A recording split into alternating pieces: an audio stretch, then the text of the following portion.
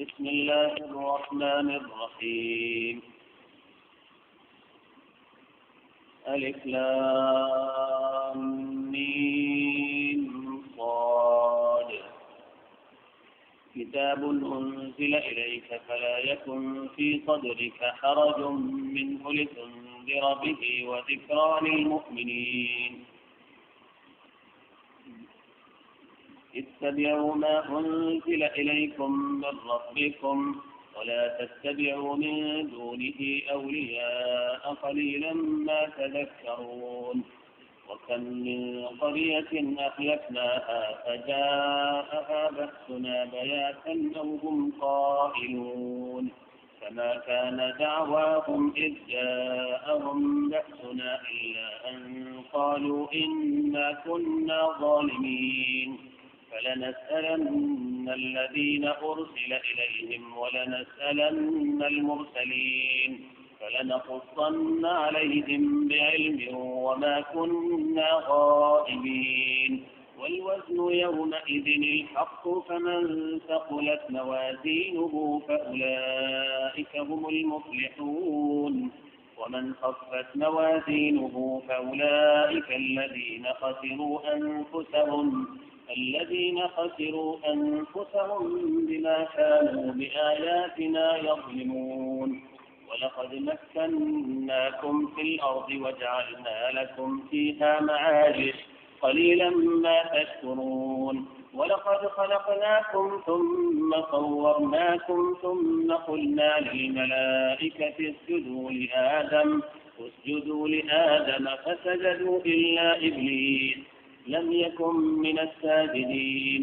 قال ما منعك ألا تسجد إذ أمرتك؟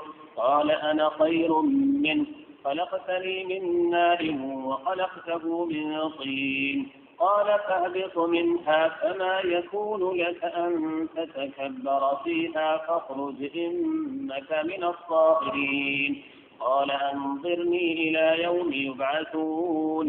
قال إنك من المنظرين. قال فبما أغويتني لأقعدن لهم صراطك المستقيم ثم لآتينهم من بين أيديهم ومن خلفهم وعن أيمانهم وعن شمائلهم ولا تجد أكثرهم شاكرين. قال اخرج منها مذءوما مدحورا لمن تبعك منكم لأملأن جهنم منكم أجمعين.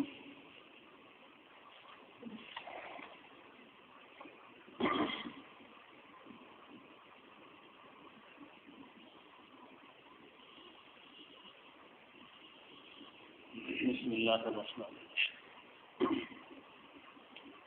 اس وقت جن آیتوں کی تلاوت کی گئی یہ آیتیں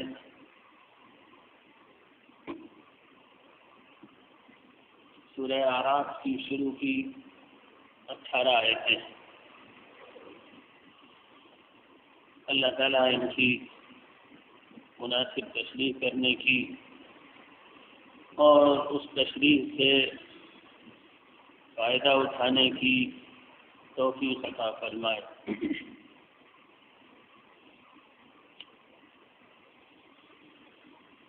قرآن مجید نے بار بار اس بات کو دہرایا.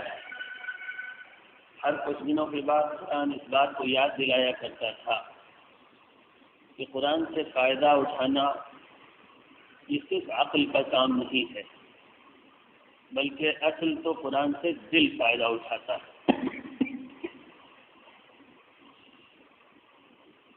قرآن سے فائدہ اٹھانا یہ صرف عقل کا کام نہیں ہے بلکہ اصل تو قرآن سے دل فائدہ اٹھاتا ہے. اور اس بات کو مختلف پیرایوں اور مختلف اندازوں میں قرآن نے بار بار دہرا کر کہا کہ قرآن سے انسان کے جذبات کی، اس کے دل کی، اس کی روح کی صفائی ہوتی ہے.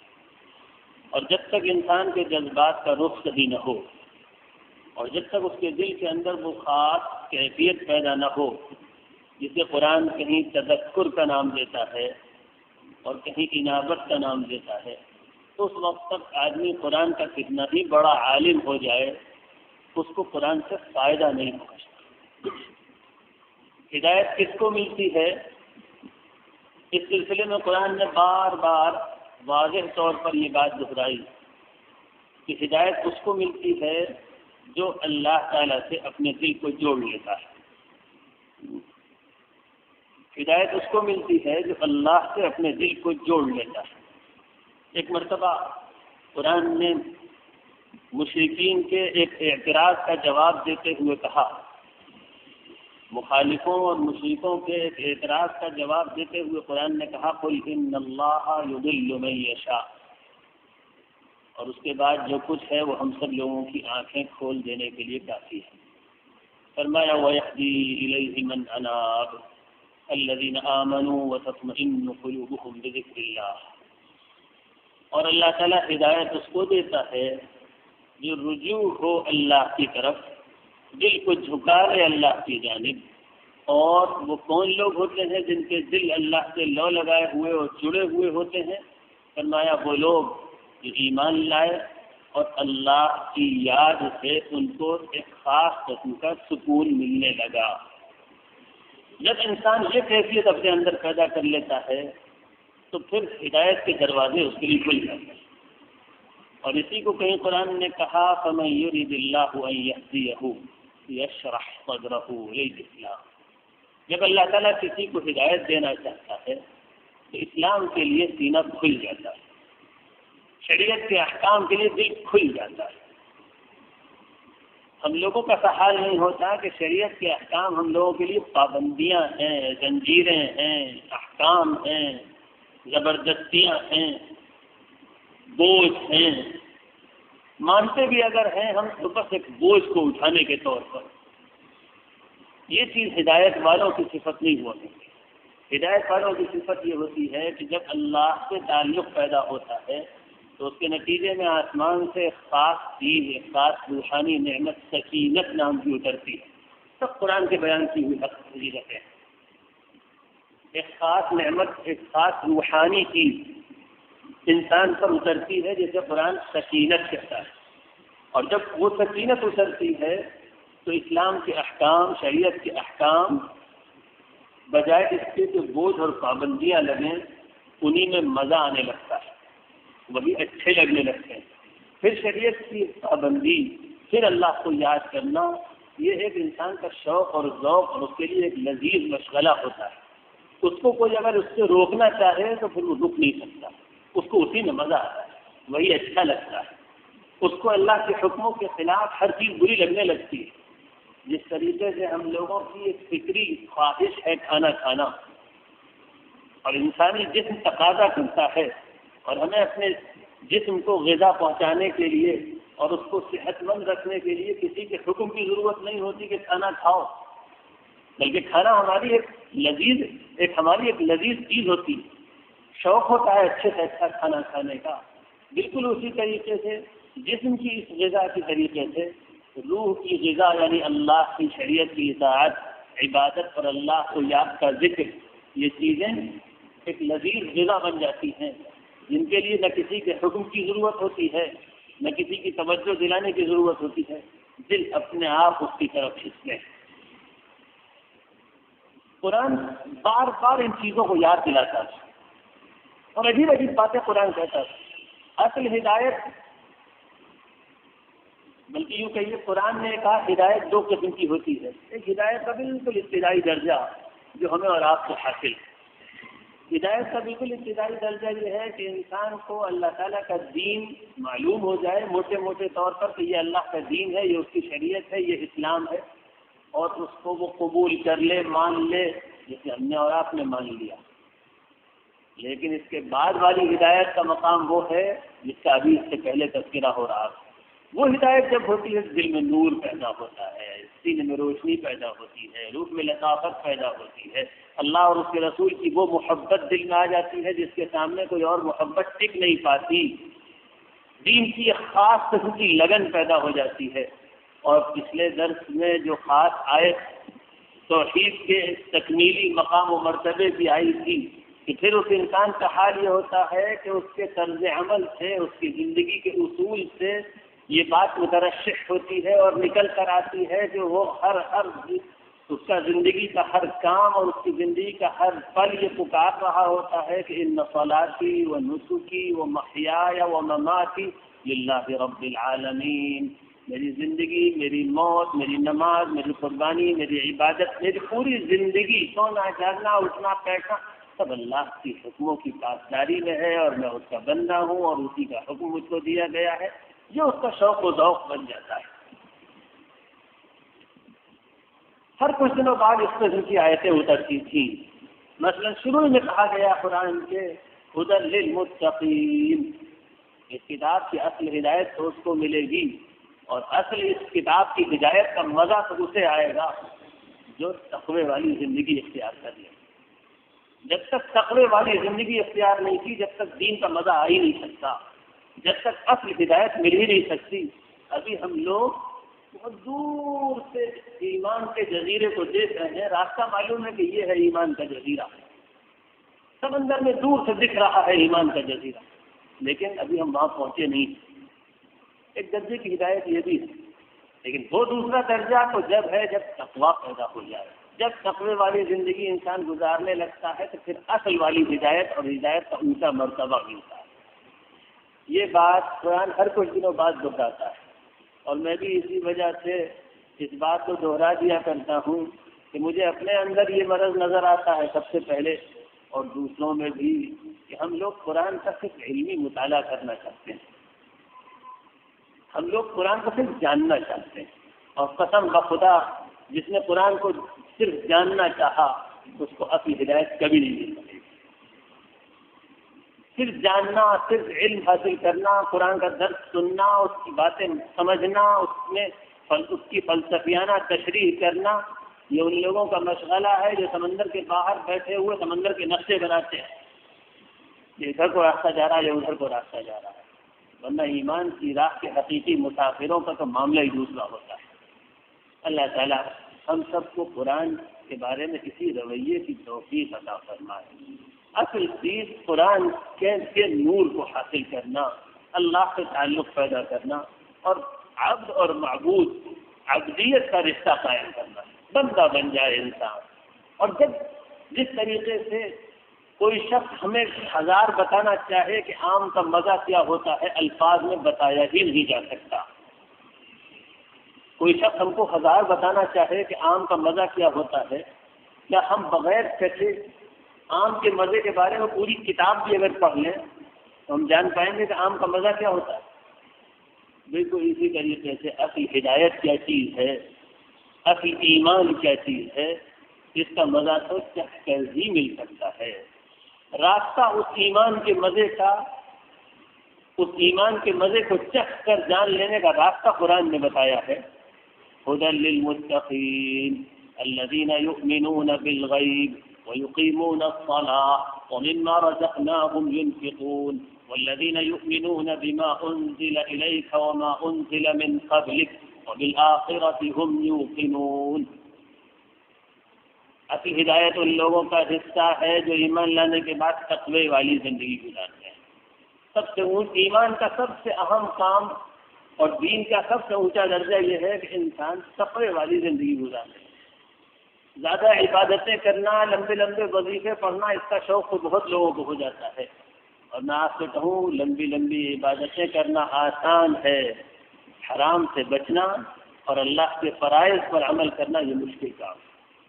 اس لیے کہ شیطان جانتا ہے کہ اگر میں نے اس سے وظیفے چھڑوا دیے تو یہ جہنم میں نہیں جائے گا، اگر میں نے اس سے تہجد چھڑوا دی تو یہ جہنم میں نہیں جائے گا، لیکن اگر میں نے اس کو حرام کام میں مبتلا کر دیا، اس کی آمدنی حرام کر دی، اس کی زبان سے حرام کام کروا دیے، آنکھوں سے حرام چیزیں دکھوائی، کانوں سے حرام میوزک سنوائی، تو یہ جہنم میں جائے گا۔ اس لیے شیطان اگر اتنی سی محنت، 1 گرام محنت کرتا ہے وظیفے اور تہجد چھڑوانے پر، تو 1 کلو محنت کرتا ہے قرآن اللہ کے حکموں کو توڑوانے پر اور حرام کام کرانے پر۔ اسی لیے ہر دور کے مصلحین اور اہل اللہ یہ بات کہتے ہیں کہ زیادہ محنت حرام سے بچنے پر ہونی چاہیے. اور ہم لوگ کوشش یہ کرتے ہیں کہ وظیفے خوب آ جائیں, صبح کی تلاوت بھی نہ چھوٹے اور تہجد بھی آ جائے, اور مولانا صاحب صبح کو پڑھنے کے لیے کوئی وظیفہ بھی بتا دیجیے اور 3 تسبیحیں بھی بتا دیجیے اور 5 تسبیحیں بھی بتا دیجیے. یقیناً تسبیحات, تہجد کی نماز, ذکر و تلاوت, ان کا ایک خاص مقام ہے دین کی مضبوطی میں. انہی سے دین کو طاقت پہنچتی ہے, دین پر ثابت قدمی انہی کے ذریعے حاصل ہوتی ہے. لیکن ان سب سے اونچا مقام حرام سے بچنے کا ہے. اور تقویٰ بس یہ ہے کہ انسان اللہ کے حکموں کو توڑنے پر آمادہ نہ ہو, اور اگر ٹوٹ جائیں تو فوراً توبہ کر لیا کرے. یہ ہے تقویٰ. قرآن کہتا ہے اصل ہدایت تو ان کو ملتی ہے جو تقوی والی زندگی گزارتے ہیں. ہم لوگ سمجھتے ہیں ہم لمبی لمبی تقریریں کر لیں, درس قرآن دے لیں, درس قرآن کی مجلسوں میں ہفتے کی ایک ایکٹیویزم کے شوق کو پورا کرنے کے لیے آ جایا کریں. ہابی بن گئی ہے ہم لوگوں کی, یہ سب ہابی ہے ہماری. ہم درس قرآن کرتے ہیں, ہم درس قرآن کراتے ہیں, ہم مہینے میں ایک مرتبہ دینی اجتماع کرتے ہیں اور کراتے ہیں, ہمارے گھر میں بھی اجتماع ہوتا ہے. ذرا چھپ کر اندر دیکھیے ان سب کا مقصد اللہ سبحانہ و تعالیٰ کو راضی کرنا ہے یا اپنے ایکٹیویزم کے شوق کو پورا کرنا. اگر اللہ کو راضی کرنا ہوتا تو دھیرے دھیرے ہماری زندگیوں میں دین بڑھتا. مگر سب سے پہلے تو میں اپنے بارے میں عرض کرتا ہوں, میرا حال یہ ہے کہ کیسے کیسے اور تقریریں کرتے کرتے زبان سوکھ گئی, مگر دین میں کوئی ترقی نصیب نہیں ہو رہی, کوئی ترقی نہیں. جہاں پہلے سے وہاں آج بھی کریں. اللہ بھی ہم سب کی اصلاح فرمائے, ہم سب کی کمیوں کو دور فرمائے. حال بھائی یہ قابل توجہ, حال یہ قابل افسوس. یہ بات بہت افسوس کے لائق ہے کہ دین میں کوئی ترقی نہیں ہو. 4 سال پہلے جہاں کھڑے تھے وہیں کھڑے. جتنے حرام کام 4 سال پہلے ہوتے تھے آج بھی ہوتے ہیں. جس کے گھر میں ٹی وی تھا 10 سال بھی درس قرآن سن لے گا, اس کو ٹی وی گھر سے نکالنے کی توفیق نہیں ملے گی. اور ٹی وی کیا چیز ہے؟ کسی کے اندر ذرہ برابر بھی ایمانی شعور ہو تو ٹی وی کو کبھی حلال نہیں کر سکتا. اس لیے کہ اس میں ممکن ہی نہیں ہے کہ ننگی اور گندی عورتوں کو دیکھے بغیر اور ایک سیکسول اپیل کا سامنے کیے بغیر آپ 10 منٹ بھی ٹیلی ویژن کے سامنے بیٹھ سکیں. کوئی نہیں سکتا. جس کے گھر میں فلمیں دیکھی جاتی تھی 10 سال ہو گئے درس قرآن سنتے ہوئے, فلمیں دیکھی جاتی ہیں. ہم اگر جھوٹ بولتے تھے تو 10 سال اور 20 سال ہو گئے, ہمارے جھوٹ میں کمی نہیں آئی. ہم اگر عہدوں کے خواہش مند تھے تو ہم آج بھی عہدوں کے خواہش مند ہیں. اور دین کی ترقی جس شخص کے اندر آتی ہے اس کے اندر عہدوں کی طلب نکل جاتی ہے. غیبت جو کرتا تھا وہ غیبت کرتا ہے, حسد جس کے اندر تھا اس کے اندر حسد. اصلاح مل گئی. اللہ تعالی ہم سب کو نصیب فرمائے. اس وقت جن آیتوں کی تلاوت کی گئی یہ سورہ, یہاں سے سورہ اعراف شروع ہو رہی. سورہ اعراف رسول اللہ صلی اللہ علیہ وسلم پر مکہ مکرمہ کے اس دور میں نازل ہوئی جب مخالفتوں کا طوفان اپنے عروج کو پہنچ چکا تھا. مخالفت بھی بہت زبردست تھی, ایذا رسانی کی کوششیں بھی تھیں, کمزور مسلمانوں پر ظلم بھی ہو رہا تھا, اور پورے عرب نے رسول اللہ صلی اللہ علیہ وسلم کو اور ان کے دین کو بدنام کرنے کے لیے اس زمانے کی پوری پروپیگنڈا مشنری زبردست حرکت میں آ چکی تھی. مکے والوں کے پاس عرب میں جو اثر و رسوخ تھا, جو ان کی طاقت تھی, اس کا نتیجہ یہ تھا کہ انہوں نے اسلام کے سامنے کے ہر راستے کو مسدود کر رکھا تھا. اور انہی حالات کا مقابلہ کرتے ہوئے کسی طریقے سے رسول اللہ صلی اللہ علیہ وسلم تھوڑے سے ایمان لانے والوں کے ساتھ حق کے راستے پہ جمے ہوئے تھے, اللہ کی اطاعت کر رہے تھے, اور اپنی ان مجلسوں کے ذریعے جن مجلسوں کو علانیہ اور آزادانہ مکے میں منعقد کرنے کی اجازت نہیں تھی. کبھی وہ مکے کی کسی گھاٹی میں ہوتی تھی, کبھی مینا میں عقبہ میں جا کر وہ مجلس ہوتی تھی, کبھی ارقم ابن ابی الارقم کے گھر میں ہوتی تھی, کبھی شعب ابی طالب میں ہوتی تھی. چھپ چھپ کر رسول اللہ صلی اللہ علیہ وسلم کی مجلسیں ہوا کرتی تھی. اور صحابہ کرام میں سے جو خواص ہوا کرتے تھے وہ باہر سے آنے والوں کو اور مکے کے بھی نئے متعلق ہونے والوں کو چھپ چھپ کر رسول اللہ صلی اللہ علیہ وسلم کی ان مجلسوں میں لایا کرتے تھے. وہاں قرآن پڑھا جاتا تھا، وہاں صلی اللہ علیہ وسلم آخرت کی فکر پیدا کرتے تھے، وہاں ایمان کے اصول بتاتے تھے، وہاں دینی احکام کی تشریح کی جاتی تھی. غرض یہ دینی مدرسے کی ایک میک شفٹ شکل تھی. وہ مدرسہ بھی تھا، وہ خانقاہ بھی تھی، وہ مسجد بھی ہوا کرتی تھی. رسول اللہ صلی اللہ علیہ وسلم اس طریقے سے دین کا کام کر رہے تھے، لیکن ہم پر ایمان لانے والوں کا حال یہ تھا کہ پاؤں نہیں ڈگمگا رہے تھے. اس دور میں یہ صورت نازل ہوتی اور ایک مرتبہ پھر پوری ایمان کی دعوت، اللہ اور اس کے رسول کے برحق ہونے کی زبردست گواہیاں اس میں اترتی اور ان انسانوں کو جن کے دل غافل تھے اللہ کے عذاب سے، جو اپنے آپ کو مأمون سمجھتے تھے، محفوظ سمجھتے تھے، ان کو بھرپور جھنجھوڑا گیا ہے کہ اللہ کے عذاب سے اپنے آپ کو محفوظ سمجھنے والا بڑے خطرے میں ہے. اور یہ اس صورت کا ایک وہ پہلو ہے جس میں ہم لوگوں کے لیے بڑا سبق ہے. ہم لوگوں کا حال بھی یہی ہے. ذرا اپنے دلوں کے اندر جھانک کر دیکھیے، نہ دنیا میں اللہ کے عذاب سے ڈر ہے اور نہ آخرت میں اللہ کے عذاب سے ڈر ہے. اور قرآن کہتا ہے فَلَا يَأْمَنُ مَكْرَ اللَّهِ إِلَّا الْقَوْمُ الْخَاسِرُونَ.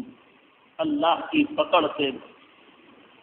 کی پکڑ سے نچنت رہنے والے ہمیشہ گھاٹا اٹھانے والے ہی ہوتے ہیں. اللہ کی پکڑ سے نچنت رہنے والے، جن کو اپنے بارے میں نہ دنیا میں اللہ کے عذاب کا ڈر ہو، نہ آخرت میں اللہ کے عذاب کا ڈر، ایک عجیب مست زندگی گزارنے والے ہوں، ہمیشہ یہ لوگ گھاٹے والے ہوتے ہیں. اللہ تعالی ہم سب کو اپنے عذاب سے نچنت رہنے کی لعنت سے بچا لے. الف لام میم صاد کتاب انزل الیک فلا یکن فی صدرک حرج منه لتنذر به وذکری للمؤمنین. رسول اللہ صلی اللہ علیہ وسلم اور ان پر ایمان لانے والے مخلصین کا حال یہ تھا کہ حالات کی اس تکلیف دہ صورت کو دیکھ کر کہ بھرپور کوشش اور جدوجہد کے باوجود اسلام کے سامنے سے رکاوٹیں نہیں ہٹ رہی، ظلم کم نہیں ہو رہا، کفر کا تکبر نہیں ٹوٹ رہا، روزانہ ایک نئی مصیبت، روزانہ ایک نیا بدنام کن پروپیگنڈا، روزانہ راستے میں نئی رکاوٹیں، یہ دیکھ دیکھ کر رسول اللہ صلی اللہ علیہ وسلم کا دل بے چین ہوتا تھا، الجھن ہوتی تھی، پریشانی ہوتی تھی، اور اس بات کا بڑا خیال ہوتا تھا کہ کہیں میری ہی کوششوں میں تو کمی نہیں ہے کہ اللہ کے دین کو دنیا میں پھیلنے کا موقع نہیں مل رہا. ایک عجیب تکلیف رسول اللہ صلی اللہ علیہ وسلم کو ہر وقت دامنگیر رہتی تھی. قرآن بار بار کہتا تھا محمد اپنے آپ کو ہلکان مت کرو، تمہارا کام لوگوں تک اللہ کے دین کی دعوت پہنچا دینا ہے. یہ کتاب تم پر اتاری گئی ہے، تم نے خود طلب نہیں کی ہے محمد، لہذا اگر تم نے خود طلب کی ہوتی تم پریشان ہوتے. اب اللہ نے تمہارا انتخاب کیا اور اللہ نے تم کو دی ہے، تو اب اپنی بھر کی کوشش کرو، باقی نتائج اللہ کے ہاتھ میں چھوڑو. وہ جب چاہے گا جیسے چاہے گا اپنے دین کو سرخرو فرمائے گا. لِتُنذِرَ بِهِ وَذِكْرَىٰ لِلْمُؤْمِنِينَ. ہاں دو کام کرنے ہیں تم کو، اے محمد دو کام کرنے ہیں. ایک یہ لگاتار اس کتاب کے ذریعے لوگوں کو اللہ کے عذاب اور اس کی پکڑ سے ڈراتے رہو، لگاتار لوگوں کو اللہ کے عذاب اور اس کی پکڑ سے ڈراتے رہو. ایسے عرض کریں ہم لوگ بڑے سلیکٹو ہیں. ہم کو دین میں بھی اپنے مطلب کی چیزیں چاہیے. ہمیں چوکو بار چاہیے اور کوئی دوسری آئس کریم ہمیں چاہیے، لیکن قرآن میں سے بھی ہمیں سلیکٹ کر کے دے دیجیے. وہ قرآن کی آیتیں جن میں آخرت کو یاد دلایا گیا ہو، جن میں جہنم سے ڈرایا گیا ہو، جن میں گناہوں کے عذاب بیان کیے گئے ہوں، ہمیں اچھے نہیں لگتے. اس لیے ہم وہ اسلام چاہتے ہیں جو ہم سے ہمارے گناہ نہ چھڑوائے. وہ مریض سب سے زیادہ نقصان اٹھانے والا ہوتا ہے جو مریض یہ سننے کو تیار نہ ہو کہ تمہیں کیا مرض ہے. اپنے امراض خود پہچاننے کی کوشش کیجیے. ہم لوگوں کو قرآن کی انذار کی اور تذکیر کی آیتیں اچھی نہیں لگتی. ہم لوگوں کو موت کا تذکرہ اچھا نہیں لگتا. ہم لوگوں کو وہ آیتیں اچھی لگتی ہیں جن کی تشریح میں مفسر قرآن اور درس دینے والا اور مقرر امریکہ کا شدید تنقید کرے.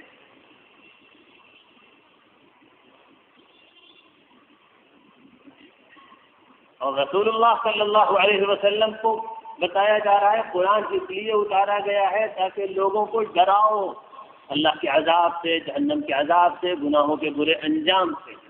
جب تک ان کو جھنجھوڑو گے نہیں اس وقت تک ان کے دل کے اوپر ان کے گناہوں کی جو سیمنٹ کی ایک چادر چڑھ گئی ہے، جو زنگ کی ایک پرت چڑھ گئی ہے، وہ ٹوٹے گی. اور نٹ جتنا ہارڈ ہوتا ہے اس کو اتنی ہی طاقت سے کریک کرنے کے لیے ہیمر کرنے کی ضرورت ہوا کرتی ہے. اور قرآن غفلت کے پردوں کو اور غفلت کے زنگ کو سخت انداز ہی میں توڑتا ہے. کہ تم ڈراؤ ان لوگوں کو، بتاؤ کہ کس خطرناک انجام کی طرف یہ بڑھ رہے ہیں. اور فرمایا اور جو واقعتاً ایمان لانے والے ہوتے ہیں، اے محمد تمہارا کام اس قرآن کے ذریعے سے یہ ہے کہ ان کے دلوں کے اندر ایک یادداشت کی کیفیت پیدا کر دو. وَذِكْرَى لِلْمُؤْمِنِينَ ذکرہ کیا چیز ہے؟ ذکرہ ایک ایسی کیفیت جس میں یاد رہے، غفلت کبھی نہ آیا کرے. غفلت نہ آئے، ایمان والوں کے اندر غفلت نہ آئے، ایک یادداشت کی کیفیت ہو. ایمان والا بازار میں ہو، کاروبار میں ہو، مارکیٹ میں ہو، کما رہا ہو، معاملہ کر رہا ہو، جنگ کے میدان میں ہو، گھر کے اندر ہو، دنیا کے کسی مشغلے میں ہو، دل اس کا متوجہ ہو اس بات کی طرف، اور دل کے اندر یہ حقیقت ہر وقت یاد ہو میں اللہ کا غلام ہوں اور میرا کام اس کی اطاعت کرنا ہے. خبردار اللہ کا کوئی حکم ٹوٹ نہ جائے، یہ یادداشت دل کے اندر پیدا ہونی چاہیے. ہم لوگ ایمان کے قافلے میں بہت پیچھے ہیں. ہم لوگ ایمان کے قافلے میں بہت پیچھے، بہت پیچھے. بس اللہ ہی کے رحم کا آسرا ہے. شاید ٹرین پکڑوا دے، شاید نجات کی ٹرین مل جائے. اللہ ہی کی رحمت کا آسرا ہے، ورنہ ہم پیچھے تو بہت ہیں.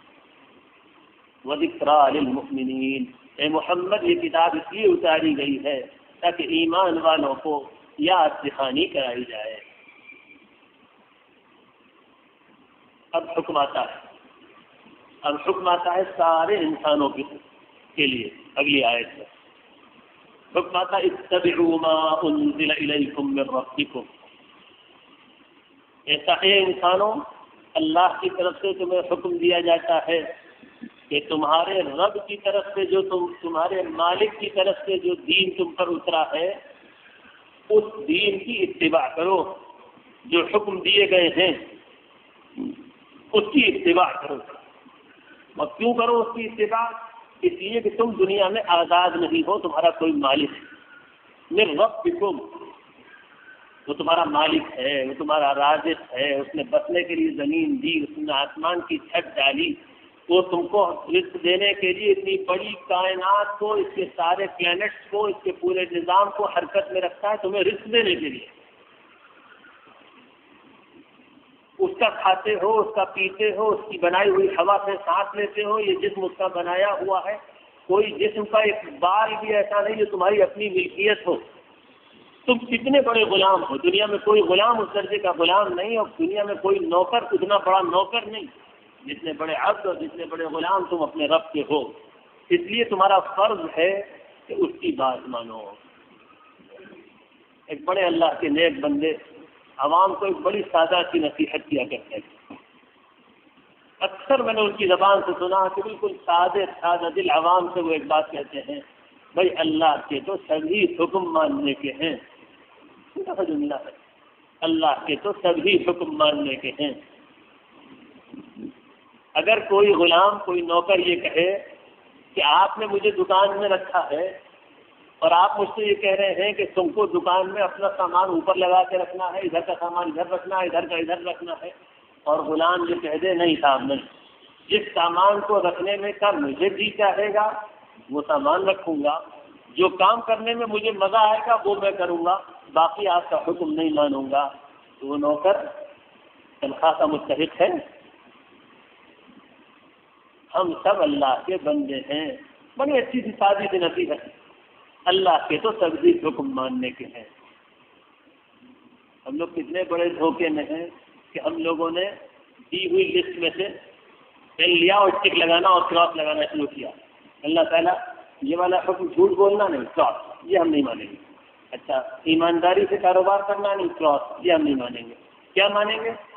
ہم پہلے سے ہمارے گھر میں برقع اوڑھا چلا آتا رہا ہے، اس لیے برقع اوڑھنے میں ہمارے گھر والی عورتوں کو کوئی پریشانی نہیں ہوتی، اس لیے اس پہ ٹک لگا دیا، یہ ہم مان لیں گے.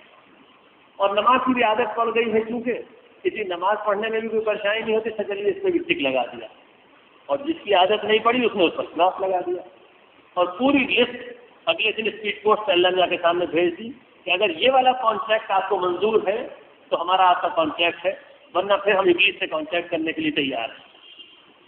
ہم لوگوں کے اسلام کی یہ حقیقت. اللہ کے جتنے حکم، رسول اللہ صلی اللہ علیہ وسلم کے جتنے حکم ماننے میں تکلیف نہ ہو وہ ہم مانتے ہیں، اور جتنے ماننے کی عادت ہے وہ ہم مان لیتے ہیں. مثلا مجھ جیسا مولوی جو مولویوں کے گھر میں پیدا ہوا، اس نے داڑھی رکھ لی تو کون سا تیر مارا؟ اس کا تو ماحول ہی یہی ہے، اس کو تو اسی داڑھی کے ذریعے عزت مل رہی ہے.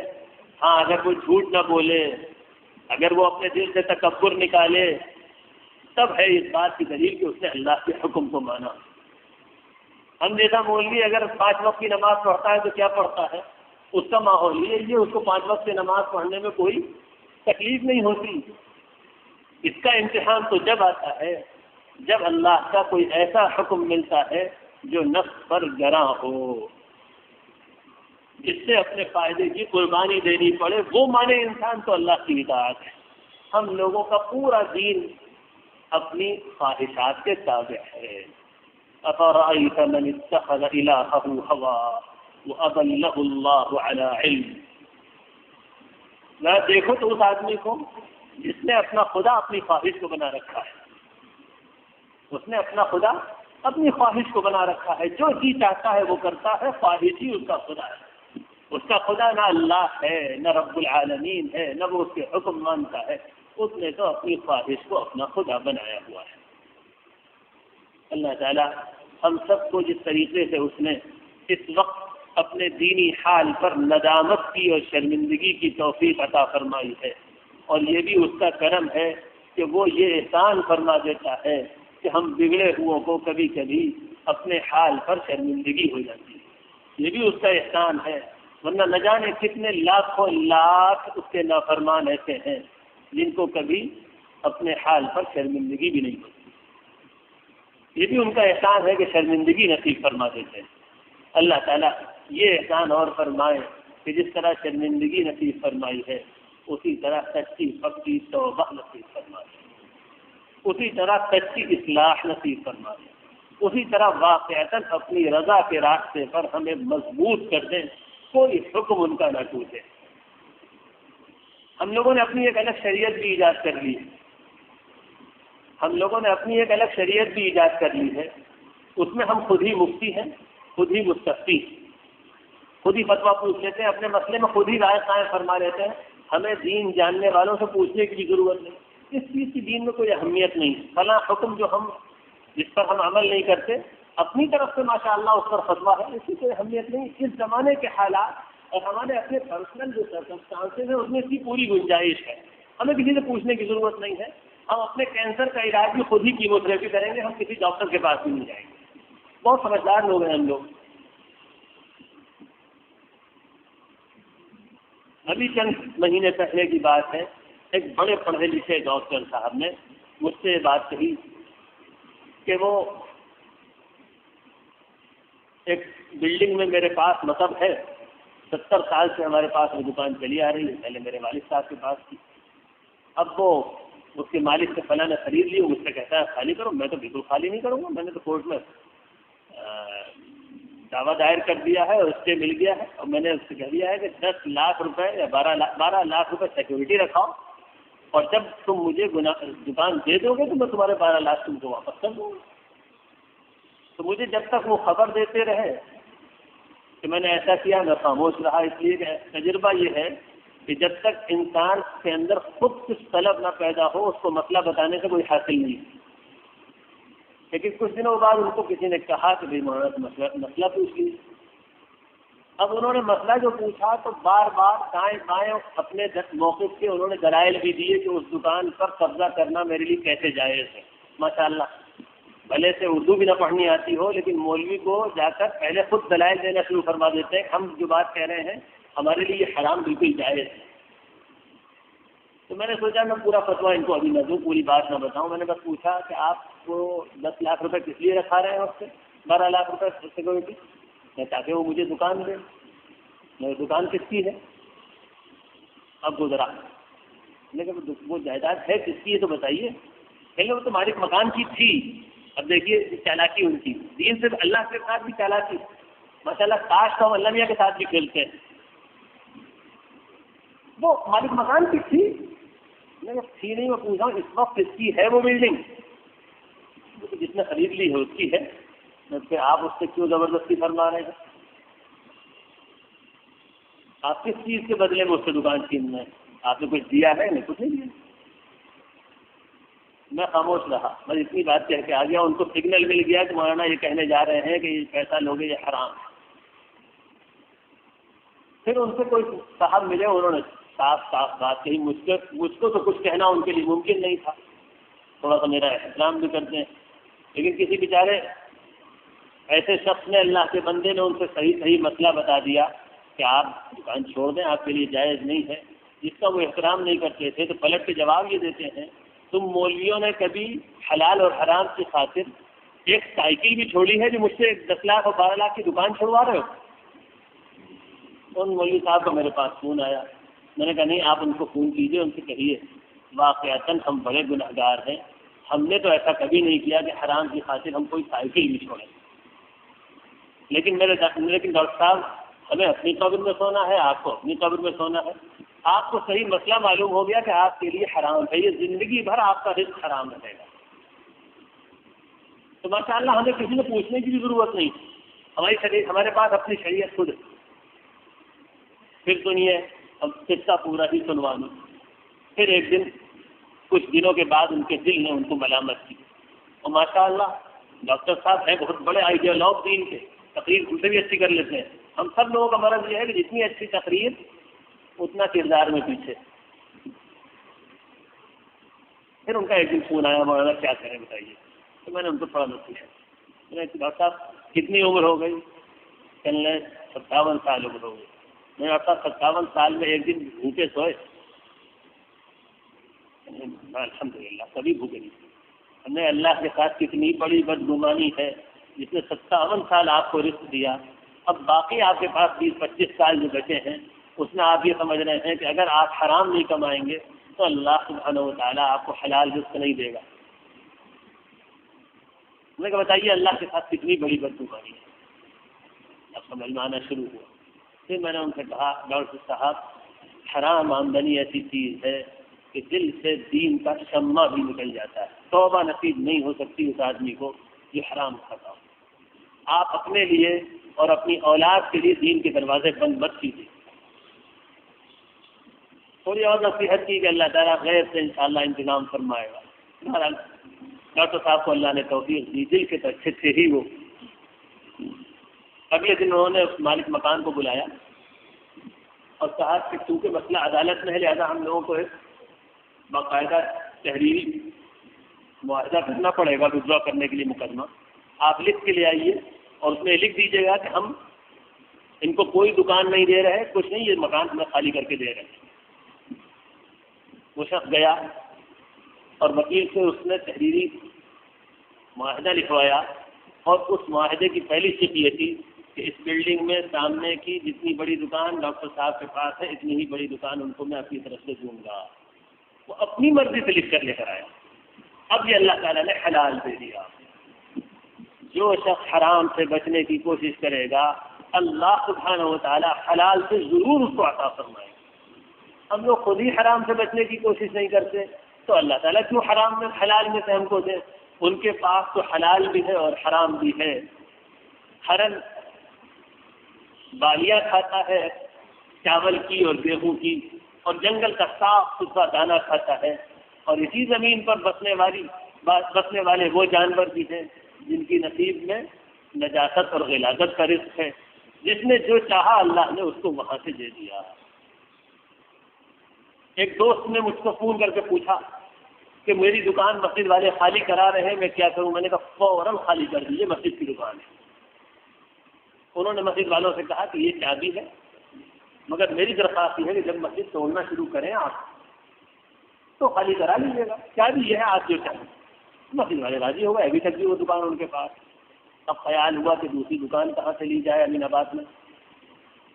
کہنے لگے فون آیا مولانا لون لینا پڑ رہا ہے بینک کا دکان کے لیے، حلال ہے میرے لیے؟ میں نے کہا کہ سیدھا سیدھا مسئلہ چاہیے یا دائیں بائیں کی ٹیڑھی میڑھی بات؟ یعنی مولانا حلال چاہیے۔ میں نے کہا حرام ہے۔ اس شخص نے برداشت کر لیا اور طے کر لیا مجھے سود پر قرض نہیں لینا ہے، چاہے میں سڑک پر آ جاؤں۔ مسئلہ اچھی دکان چلتی ہے۔ کچھ دنوں بعد فون آیا مولانا میں جو دکان خریدنا چاہ رہا تھا بینک سے لون کے ذریعے، اللہ تعالیٰ نے اس سے بہت سستی بغیر لون کے مجھے اس سے 3 گنی بڑی دکان دلوائی ہے۔ وہ 200 اسکوائر فٹ کی تھی، یہ 750 اسکوائر فٹ کی، یہ 700 اسکوائر فٹ کی دکان ہے۔ بندے نے حرام نہیں لینا چاہا، اللہ نے اس کو حلال میں سے دیا۔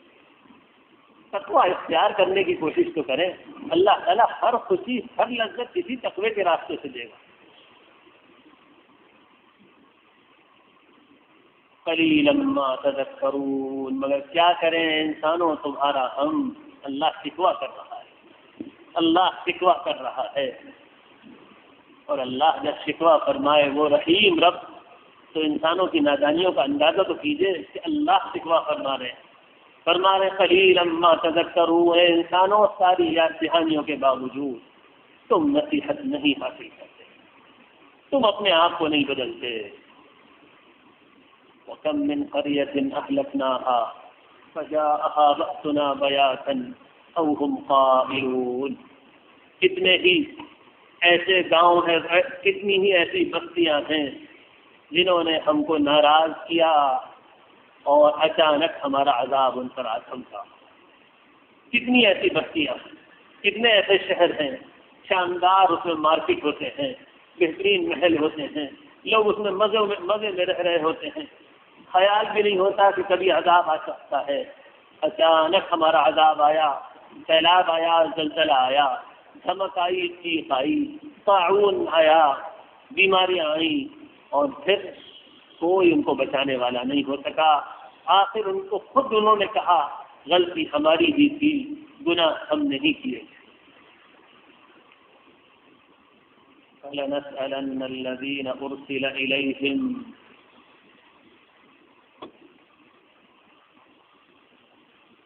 فَلَنَسْأَلَنَّ الَّذِينَ أُرْسِلَ إِلَيْهِمْ وَلَنَسْأَلَنَّ الْمُرْسَلِينَ۔ انسانوں کر لو جو کرنا، کر لو جو کرنا۔ ایک دن وہ آئے گا جب قیامت کے دن ساری قومیں کھڑی کی جائیں گی اور رسولوں کو بھی کھڑا کر دیا جائے گا، اور ہم سب سے سوال کریں گے، انسانوں کی مختلف قوموں سے بھی سوال کریں گے کہ دین پہنچا تھا یا نہیں پہنچا تھا، رسول نے پیغام پہنچایا تھا یا نہیں پہنچایا تھا، اللہ کی کتاب تمہارے پاس تھی نہیں تھی۔ اور پھر رسولوں سے بھی پوچھیں گے، اے رسولوں گواہی دو، تمہاری قوموں نے تم کو کیا جواب دیا۔ یوم یجمع اللہ الرسل فیقول ماذا اجبتم قالوا لا علم لنا انک انت علام الغیوب۔ اس دن اللہ کے رعب اور دہشت کا یہ حال ہوگا، اور غضب خداوندی اس زور میں بھڑک رہا ہوگا کہ رسولوں کو کھڑا کیا جائے گا اور پوچھا جائے گا یہ تمہاری امت کھڑی ہوئی ہے، ذرا گواہی دو ان کے بارے میں انہوں نے کیا کہا۔ اور اللہ تعالیٰ رسولوں کو سارا علم دے دے گا کہ امتوں نے کیا جواب دیا اور ان کا کیا کردار تھا اور دین کے معاملے میں ان کا رویہ کیا تھا۔ مگر اللہ کے غضب کی دہشت ایسی ہوگی، مگر اللہ سبحانہ و تعالیٰ کے غضب کی دہشت قیامت کے دن ایسی ہوگی کہ اللہ کے رسولوں کو بھی بولنے کی ہمت نہیں ہوگی۔ کہیں گے اللہ آپ زیادہ جانتے ہیں، آپ علام الغیوب ہیں، ہم کوئی جواب نہیں دیں گے۔ اور اس دن پھر اللہ تعالیٰ رسولوں کے ذریعے گواہی دلوائے گا اپنی امتوں کے خلاف، اور جب رسول گواہی دے دیں گے کہ ہاں ان لوگوں نے ہماری بات نہیں مانی اور ہمارے دین کو کھلواڑ بنایا، تو ان سب کو پھر جہنم میں پھینک دیا جائے. اللہ نہ کرے ہم ان نصیبوں میں شامل ہوں جن کے خلاف رحمت للعالمین صلی اللہ علیہ وسلم کی گواہی لکھی جائے کہ ہے تو وہ رحمت للعالمین، مگر یہ بد نصیب ایسے بد نصیب ہیں کہ ان کے خلاف رحمت للعالمین نے بھی گواہی دی. فَلَنَقُصَّنَّ عَلَيْهِمْ بِعِلْمٍ وَمَا كُنَّا غَائِبِينَ. اور اس دن ہم اپنے علم کی بنیاد پر ان کی پوری زندگی کے ایک ایک عمل کا پورا ڈیٹا تیار کر کے دے دیں گے، پورا ڈیٹا. وَلَنَقُصَّنَّ عَلَيْهِمْ، ایک ایک چھوٹے سے چھوٹے عمل کی پوری فہرست بنا کر، پوری لسٹ بنا کر دے دیں گے. وَمَا كُنَّا غَائِبِينَ، اور انسان کے پاس سے ہم کسی وقت غائب نہیں ہوتے. وہ تنہائیوں میں اور اندھیروں میں بھی ہوتا ہے تو ہماری آنکھ اس کو دیکھ رہی ہوتی ہے اور ہمارا رجسٹر سب کچھ لکھ رہا ہوتا ہے. فَلَنَقُصَّنَّ عَلَيْهِمْ بِعِلْمٍ. اور سورہ کہف میں ارشاد ہوتا ہے جب انسانوں کے سامنے پورا ڈیٹا دیا جائے گا ان کے نامہ اعمال کا، تو چیخ اٹھیں گے مَا لِهَٰذَا الْكِتَابِ لا يغادر صغيرة ولا كبيرة إلا أحصاها. عجیب ڈیٹا ہے، عجیب رجسٹر ہے، کوئی چھوٹے سے چھوٹا اور بڑے سے بڑا ہماری زندگی کا کوئی لمحہ اور کوئی عمل ایسا نہیں ہے جو اس میں لکھا ہوا نہیں. وَوَجَدُوا مَا عَمِلُوا حَاضِرًا، اور ان کے سامنے اپنی ہی تصویر پیش کر دی جائے گی، سارا اپنا سب کچھ نظر آئے گا، جو کچھ کیا وہ سب نظر آئے گا. یہ ہم شراب پی رہے ہیں، یہ ہم زنا کر رہے ہیں، یہ ہم غیبت کر رہے ہیں، یہ ہم بے ایمانی کر رہے ہیں، یہ آنکھ کا زنا کر رہے ہیں، یہ کان کا زنا کر رہے ہیں، یہ ہاتھ کا زنا کر رہے ہیں، یہ خاموشی سے بیٹھے ہوئے دل میں گناہوں کے پلان پکا رہے ہیں، یہ فلاں کو ستا رہے ہیں، یہ بے ایمانی کر رہے ہیں، یہ انسانوں کو تکلیف پہنچا رہے ہیں، یہ دل کے اندر تکبر اور دوسروں کی تحقیر کے جذبات ہیں، یہ حسد کے جذبات ہیں. پورا اسکین آ جائے گا. وَوَجَدُوا مَا عَمِلُوا حَاضِرًا، یہ نہیں کہا اللہ نے جو کچھ انہوں نے کیا وہ سب کچھ ہم بتا دیں گے، بلکہ انہوں نے جو کچھ کیا اس کی تصویر اپنے سامنے دیکھ لیں گے، خود نظر آئے گا ان کو یہ ہے ان کے گناہ، خود وہ گناہ نظر آئیں گے. وَلَا يَظْلِمُ رَبُّكَ أَحَدًا، اور تمہارا خدا کسی پر ظلم نہیں کرتا. وَالْوَزْنُ يَوْمَئِذٍ الْحَقُّ، اور اس دن انسانوں کے سامنے اعمال کی ترازو کھڑی کر دی جائے گی اور سارے انسانوں کے اعمال وزن کیے جائیں گے. تو کامیاب وہ ہوگا جس کی نیکیاں زیادہ ہوں گی اور ناکام وہ ہوگا جس کے گناہ زیادہ ہوں گے. سورہ مومنون میں ارشاد ہوتا ہے وَمَنْ خَفَّتْ مَوَازِينُهُ، اور جس کی نیکیوں کا پلہ ہلکا نکلا اور گناہوں کا پلہ بھاری نکلا، فَأُولَٰئِكَ الَّذِينَ خَسِرُوا أَنفُسَهُمْ فِي جَهَنَّمَ خَالِدُونَ تَلْفَحُ وُجُوهَهُمُ النَّارُ وَهُمْ فِيهَا كَالِحُونَ.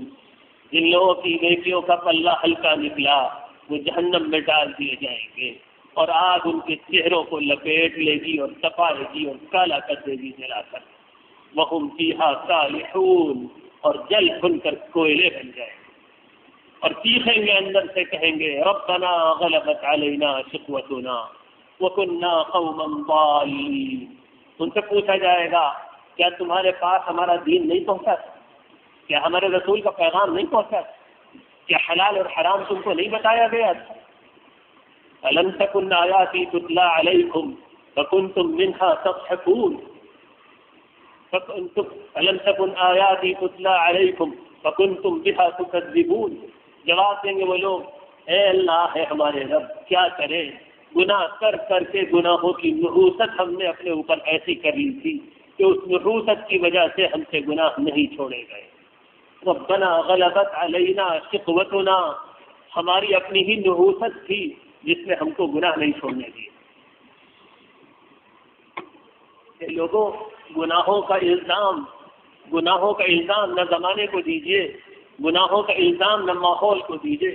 گناہ انسان کس لیے کرتا ہے؟ کہ انسان اللہ کے راستے کو چھوڑ کر اور اس کے حکموں کو توڑ کر اپنے قلب پر ایک خاص قسم کی ظلمت، ایک خاص قسم کی تاریکی کی نحوست پہلے پیدا کر لیتا ہے، اور اس گناہ کی تاریکی اور ظلمت کی وجہ سے اللہ سبحانہ و تعالیٰ کی توفیق اس سے دور چلی جاتی ہے۔ اور جب اللہ کی توفیق اور حفاظت بندے سے دور ہو جائے تو پھر شیطانوں سے اور شیطانوں کے وسوسوں سے اور برائیوں کی کشش سے کوئی اس کو بچا نہیں سکتا۔ ہم جو لوگ گناہوں سے بچ سکتے ہیں وہ صرف اس لیے بچ سکتے ہیں کہ اللہ بچا لے، اور جب اللہ بھی ناراض ہو کر اپنی رحمت سے ہم کو دور کر دے تو پھر ہمیں کون بچائے گا گناہوں سے؟ گناہ ہم اس لیے کرتے ہیں کہ اس سے پہلے کے گناہوں سے ہم نے توبہ نہیں کی، بالکل صاف بات ہے، حدیث میں اس کے صاف اشارے موجود ہیں۔ ان گناہوں کا ہم لوگوں نے اپنے ارد گرد جو گناہوں کی ایک پوری دیکھ سجا رکھی، جو گناہوں کا پورا جنگل آباد کر رکھا ہے، اس جنگل سے ہم جو آزاد نہیں ہو پا رہے اس کا سبب ہی یہ ہے کہ سچی توبہ نہیں کرتے، گناہوں کو چھوڑنے اور ان کے شکار کو توڑنے کی فکر نہیں کرتے، اور پھر الزام دیتے ہیں زمانہ بہت خراب ہے۔ کیا اس زمانے میں وہ لوگ نہیں بچتے جن سے پوری زندگی میں کوئی گناہ نہیں ہوتا؟ مجھ سے ایک بڑے رحم اللہ نے، حضرت مولانا ذوالفقار نقشبندی مد ظلہ العالی نے فرمایا، حرم میں فرمایا، الحمدللہ اس زمین پر اللہ کے وہ بندے بھی بستے ہیں جن سے کوئی گناہ نہیں ہوتا، اور انشاءاللہ حضرت والا کا بھی حال انہیں خوش نصیب بندوں میں سے۔ اس زمین پر اللہ کے وہ بندے بھی بستے ہیں جن سے کوئی گناہ نہیں ہوتا، بالکل نہیں ہوتا۔ کیوں؟ اس لیے کہ گناہ کرتا ہے جب انسان تو اللہ تعالیٰ پھر اس کو اپنی مدد سے محروم فرماتا ہے، توبہ کر لیتا ہے تو پھر دین کا نور آ جاتا ہے، پھر گناہ چھوڑنا آسان ہو جاتا ہے۔ ہم لوگ جن گناہوں میں لت پت پڑے ہیں ان سے نکلنا ہی نہیں چاہتے، تو کیا خاص کبھی گناہ چھوڑیں گے؟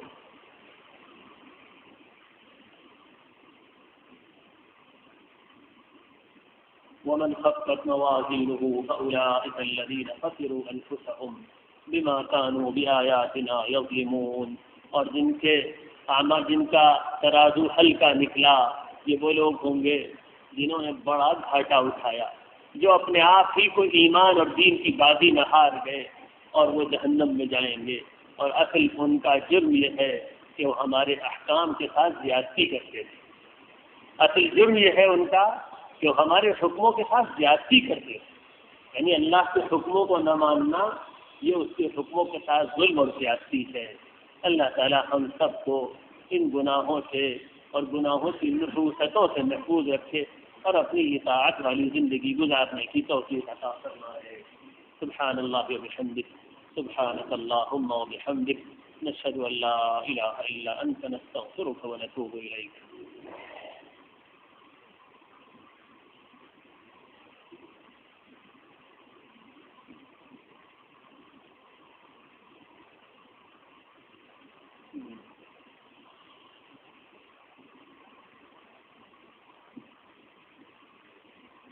اللهم صل على سيدنا ومولانا محمد النبي الأمي وعلى آله وسلم تسليما۔ اللهم صل على محمد النبي الأمي وعلى آله وصحبه وسلم تسليما۔ اللهم صل على سيدنا ومولانا محمد النبي الأمي وعلى آله وصحبه وسلم تسليما۔ اللهم إنا نسألك رحمتك وفضلك فإنه لا يملكهما إلا أنت۔ اللهم اهدنا وسددنا، اللهم اهدنا وسددنا، اللهم اقسم لنا ما من تقواك، اللهم اقسم لنا من تقواك ما تحول به بيننا وبين معصيتك، ومن طاعتك ما تبلغنا به جنتك، ومن اليقين ما تهون به علينا مصائب الدنيا۔ اللهم متعنا بأسماعنا وأبصارنا وقواتنا ما أحييتنا، واجعله الوارث منا، واجعل ثأرنا على من ظلمنا، ولا تسلط علينا بذنوبنا من لا يخافك فينا ولا يرحمنا۔ اللهم اهدنا فيمن هديت، وعافنا فيمن عافيت، وتولنا فيمن توليت، وبارك لنا فيما أعطيت، وقنا شر ما قضيت، فإنك تقضي ولا يقضى عليك، إنه لا يذل من واليت ولا يعز من عاديت، تبارك ربنا وتعاليت، نستغفرك ونتوب إليك۔ اللهم إنا نسألك رحمة من عندك تهدي بها قلوبنا وتجمع بها أمورنا وتلم بها شعثنا وتحفظ بها وتصلح بها ديننا وتقضي بها ديننا وتحفظ بها غائبنا وترفع بها شاهدنا وتبيض بها وجوهنا وترد بها خلفتنا وتعصمنا بها من كل سوء. اللهم إنا نسألك إيمانا لا يرتد ويقينا ليس بعده كفر ورحمة ننال بها كرامتك في الدنيا والآخرة. اے اللہ ہم آپ کے بندے اور بندیاں آپ کے حضور میں حاضر ہیں، ایمان لائے آپ پر اور آپ کے رسولوں پر۔ اے اللہ ہماری توبہ قبول فرما لیجیے، اے اللہ ہمارے گناہوں کو معاف فرما دیجیے۔ اے اللہ اب تک زندگی بڑے گناہوں والی، بڑی غفلت والی گزری، اے اللہ ہماری غفلت کو دور فرما دیجیے، اے اللہ ہماری غفلت کو دور فرما دیجیے۔ اے اللہ آنکھیں بند ہیں، اے اللہ اس کی توفیق دے دیجیے کہ موت سے پہلے یہ آنکھیں کھل جائیں۔ اے اللہ موت کے بعد کھلی تو کیا کھلی، مرنے کے بعد کھلی تو کیا کھلی، اے اللہ اس سے پہلے کھلنے کی توفیق عطا فرما دیجیے۔ اے اللہ اپنے دین پر چلنے کی توفیق عطا فرما دیجیے، آسان فرما دیجیے، آسان فرما دیجیے۔ اے اللہ اپنے پاس بندوں پر آپ اس دین کو آسان کر دیتے ہیں، وہ سارے حکموں کو آپ کے مانتے ہیں، سارے گناہوں سے بچتے ہیں۔ اے اللہ ہم بد نصیب ہیں کہ ہمارے لیے گناہوں سے بچنا مشکل ہے، اے اللہ ہم بد نصیب ہیں کہ ہمارے لیے گناہوں سے بچنا مشکل ہو گیا۔ اے اللہ ہماری بد نصیبی دور فرما دیجیے، ہماری محرومی دور فرما دیجیے۔ اے اللہ دنیا میں عافیت کی زندگی گزروائیے، اور ارحم الراحمین موت آئے تو سہولت سے آ جائے، اور میرے اللہ اس کے بعد خاص مغفرت کا معاملہ فرما دیجیے، خاص مغفرت کا معاملہ فرما دیجیے۔ اللہ روز آخرت کی طرف قدم بڑھ رہے ہیں، روز سوال کی منزل قریب آ رہی ہے، حشر کا دن قریب آ رہا ہے۔ اے اللہ اس دن ناکام نہ فرمائیے گا، اس دن ذلیل نہ فرمائیے گا، اس دن رسوا نہ فرمائیے گا۔ اے اللہ ہماری دعاؤں کو سن لیجیے، قبول فرما لیجیے، دنیا میں عافیت نصیب فرمائیے، رزق میں کشادگی عطا فرمائیے۔ اے اللہ بیماروں کو صحت اور عافیت عطا فرما دیجیے۔ اے اللہ جن کے حالات پریشان کن ہیں ان کی پریشانیاں دور فرما دیجیے۔ ارحم الراحمین دنیا اور آخرت میں اپنے فضل و کرم سے ہم سب کو نواز دیجیے۔ رب اغفر وارحم وانت خیر الراحمین، وصلی اللہ وسلم علی خیر خلقہ محمد وآلہ وصحبہ۔